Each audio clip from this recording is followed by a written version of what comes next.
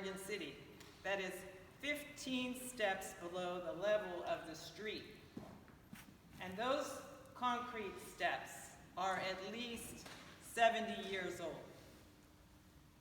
So any of you who lived 70-ish years know that you get worn down a little bit, and those steps are kind of irregular and worn down, and there's a whole bunch of stuff growing on them.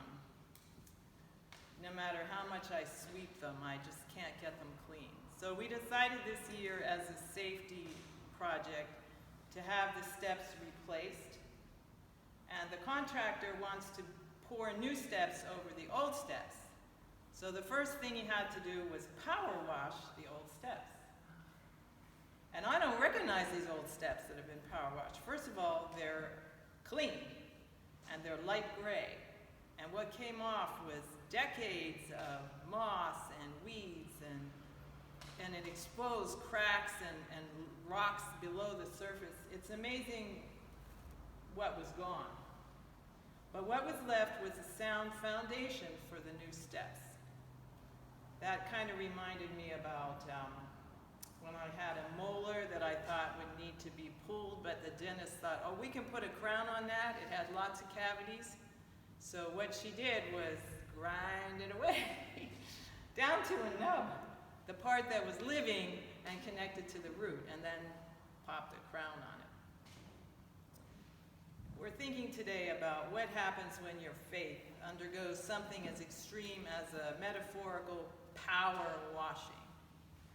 And we're thinking about this because we're in the last of a series on practicing the mind of Christ.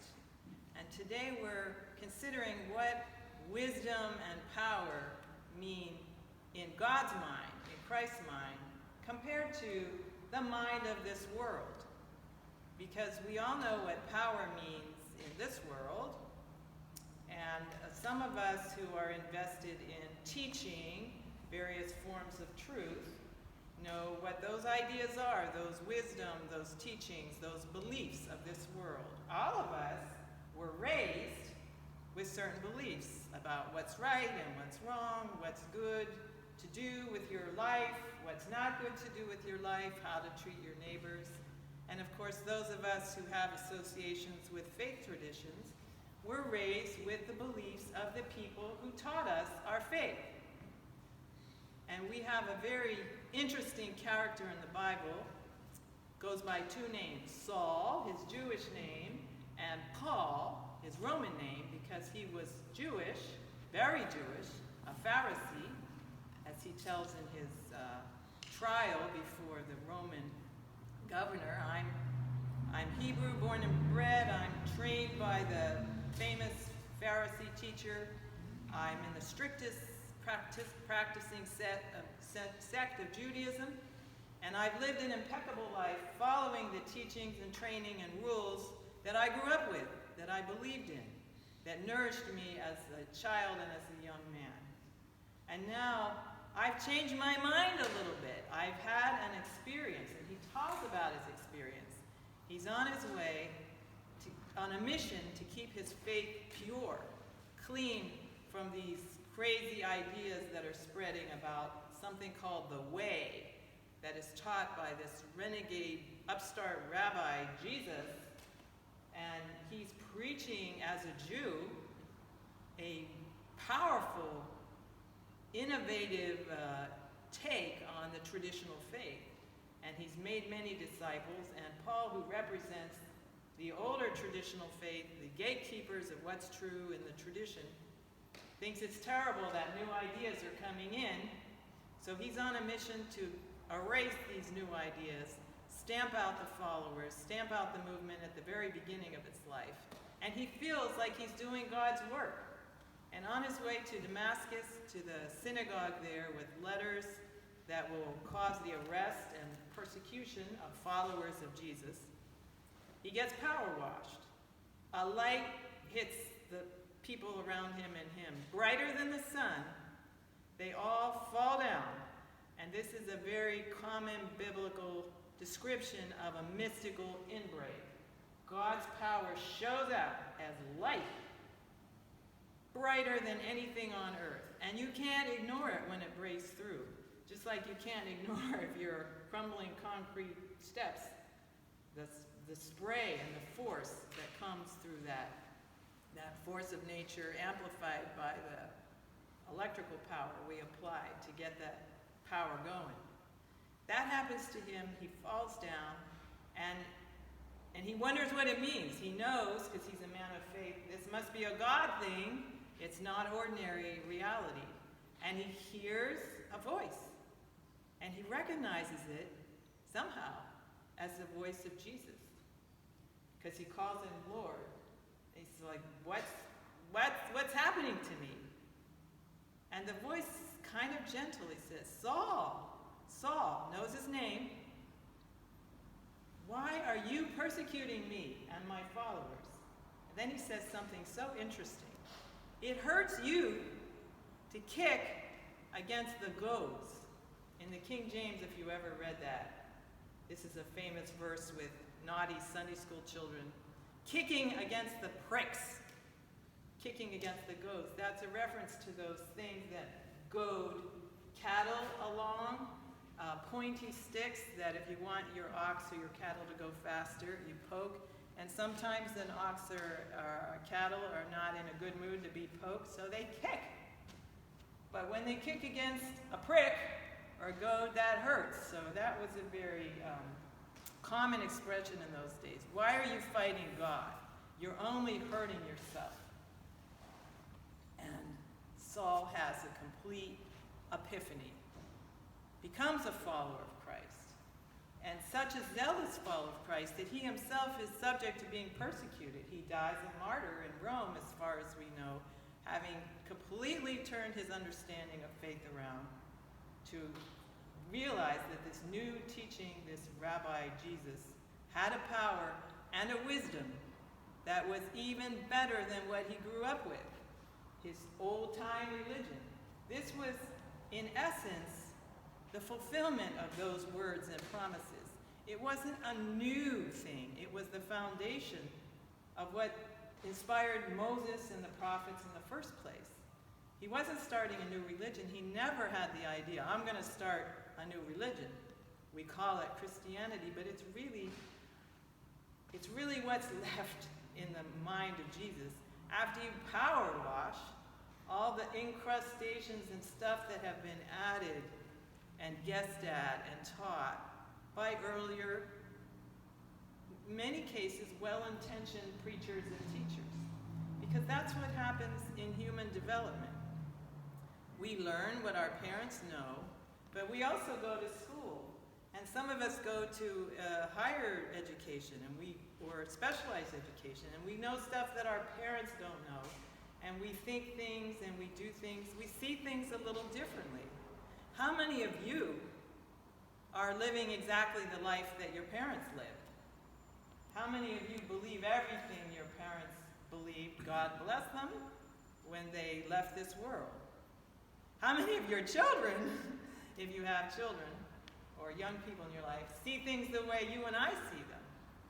We change, we develop physically.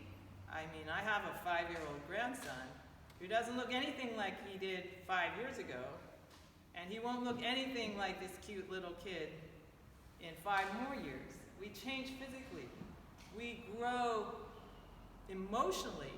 We teach these wild 2-year-olds how to be civilized. We train them like little animals to get along with other people. That's part of human development. And we change mentally.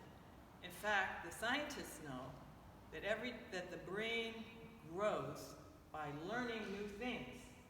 And so every time you learn something new, your brain gets bigger. Actually, it recycles the connections that were there originally with your old pattern of thinking, your previous level of knowledge. Those get pruned away, and new connections are formed, new neural networks are formed, and you have a more expanded understanding of whatever it is. So that has been going on since the dawn of time, since the first human beings came out of the caves. We've been learning and growing and expanding our minds and our understanding. That's a natural process. It's not a bad thing. It also means that we're not the ultimate authorities on our own faith, that generations in the future, millennia in the future, our faith will have evolved to become more and more like God, like Christ.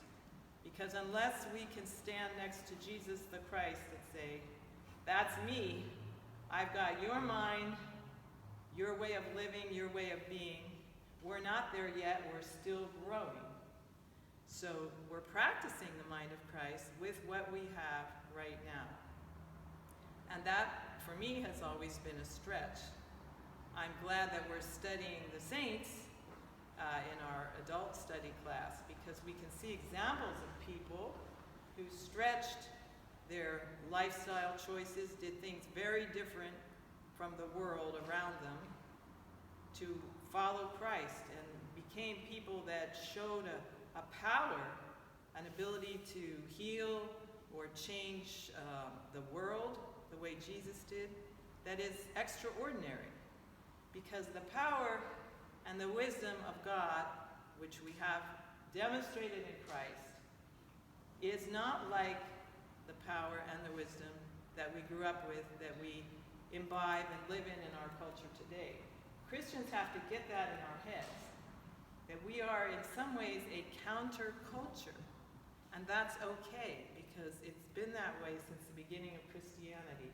It wasn't popular to follow Jesus. It was dangerous, it was different, it was outside of the popular understanding of what it meant to be a good Roman or a good Jew. It was a stretch. Closer to our day and age, I've been rereading some of the biography of Martin Luther King Jr., and you might know that he was a preacher's kid. Actually, his grandfather on his mother's side was a Baptist preacher, as well as his father. His father was, he said, a noble man, a very well-respected preacher who took a Baptist church in the South from a few hundred members to well over to thousands in the course of his ministry. He raised his children, including young Martin, in a very strict form of Baptist, biblical, literal Bible teaching.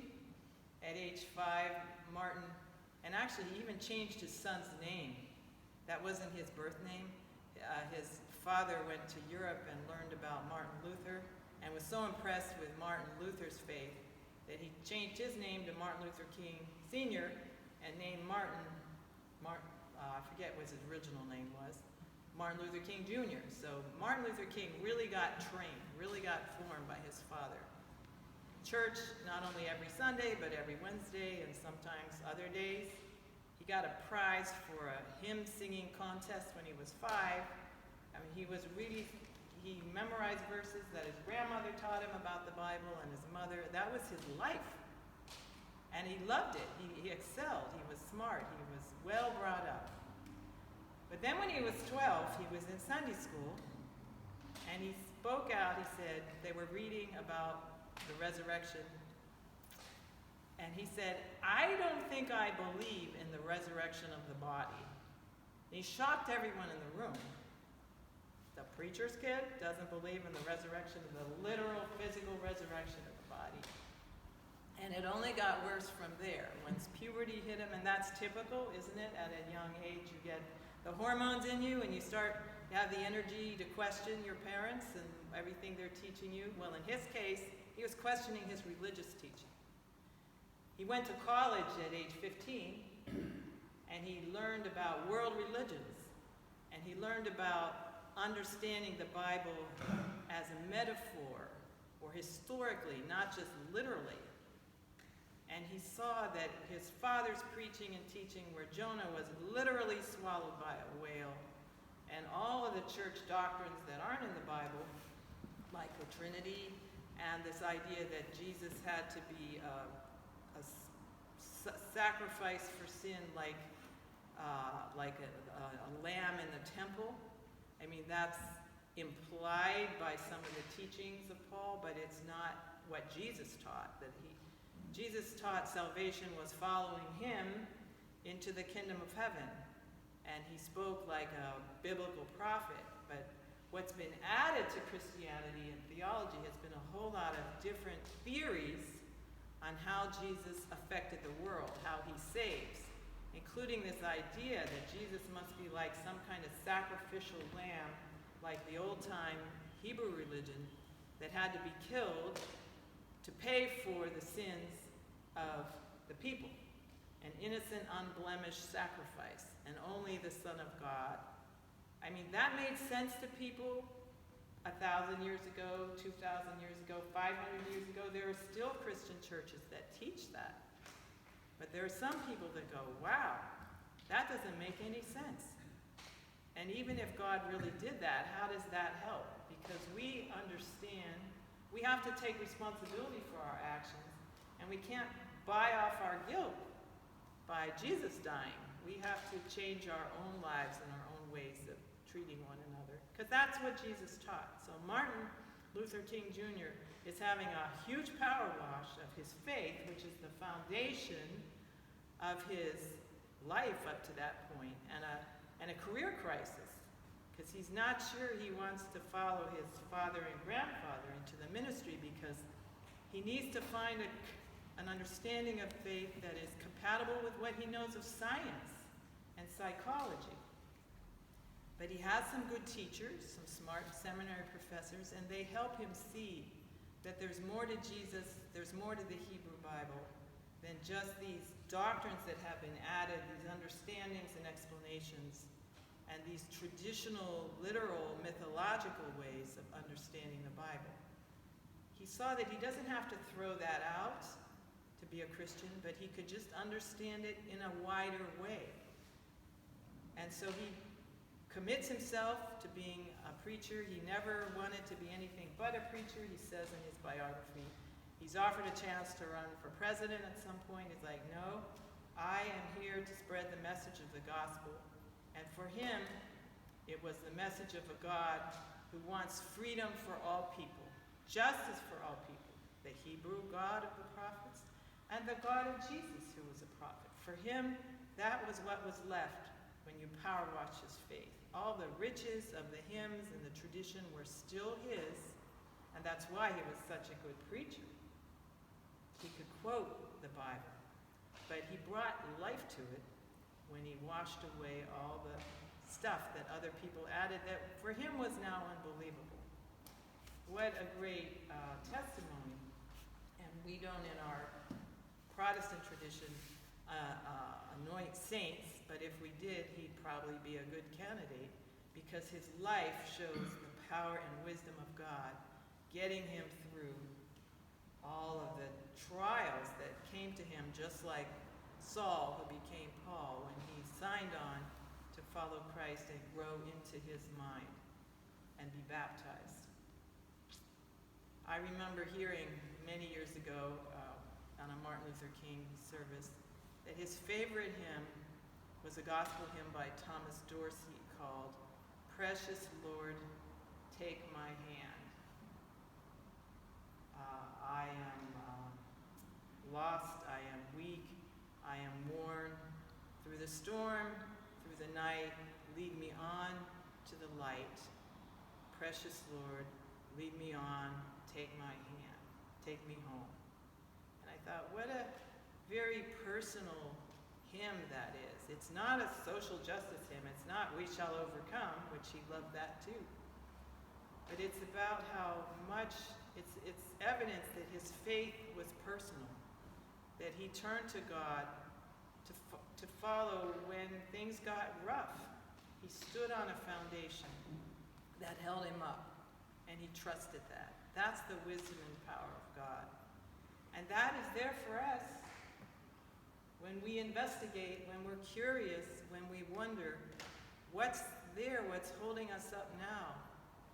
In these times, which have their own challenges, their own troubles, individually, socially, church-wise, at every level, we didn't know the power was going to go off. We make our plans, but we have to get through this with each other. And we get through it with faith, and we follow in the and the light comes back on. and the music comes back on, and we can trust that whatever conditions we are in, whatever is happening around us, there's something we stand on that is solid and left, even when we aren't really sure if we can part with the things that we're used to. Thanks be to God. Amen.